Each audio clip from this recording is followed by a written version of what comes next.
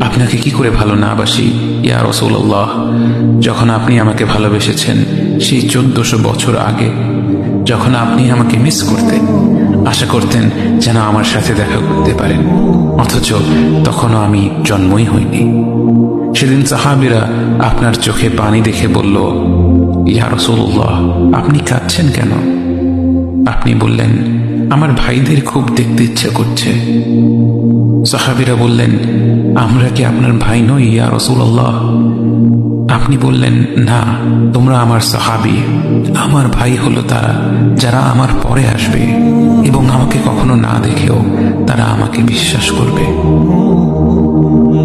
মৃত্যু শয্যায় শুয়ে আপনার অন্তরে এই চিন্তা ছিল যে আমাদের পরিণতি কি হবে। উম্মতি উম্মতি বলতে বলতে আপনি আপনার রবের নিকট ফিরে গিয়েছেন।